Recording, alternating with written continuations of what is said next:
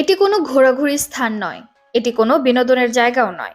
এটি একটি মাজার, যেখানে নীরবতা আর শ্রদ্ধাই প্রধান।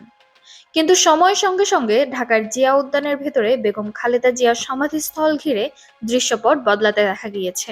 প্রতিদিন এখানে জড়ো হচ্ছেন বিপুল সংখ্যক মানুষ, আর সেই ভিড়ের বড় একটি অংশ মনোযোগ দিচ্ছেন মোবাইলের স্ক্রিনে। মাজারের চারপাশে উঁচু জায়গায় দাঁড়িয়ে একজন নয়, অনেকেই ছবি তুলছেন, ভিডিও করছেন, ধরে রাখছেন মুহূর্ত। এই ব্যস্ততার মাঝেই যারা এসেছেন জিয়ারত ও মোনাজাত করতে, শান্ত পরিবেশ পাওয়া তাদের জন্য কঠিন হয়ে উঠেছে। শ্রদ্ধার জায়গায় আচরণ কতটা সংযত হওয়া উচিত, সেই প্রশ্নই এখন সামনে আসছে। আজ জিয়া দম্পতির সমাধিস্থল শুধু জিয়ারতের স্থান হিসেবে নয়, বরং ছবি তোলা আর উপস্থিতির কারণে একটি আলাদা গুরুত্ব পাচ্ছে। শ্রদ্ধা আর স্মৃতি, এই দুয়ের ভারসাম্যই এখন এই স্থানের সবচেয়ে বড় চ্যালেঞ্জ। আমরা মিরপুর থেকে আসছি, এমনি ঘুরতে আসা, দেখতে। অনেকদিন তো জিয়া উদ্যান ওইভাবে ছিল না, এখন একটু ওপেন হয়েছে তাই দেখতে আসলাম। পাশাপাশি বেগম খালেদা জিয়া দেশনেত্রী, ওনার কবরও দেখতে আসলাম। আসলে ওইখানকার যে পরিবেশ, ওই পরিবেশে জিয়ারত করার মতন কোনো সিচুয়েশন নেই। অনেক মানুষ এখানে।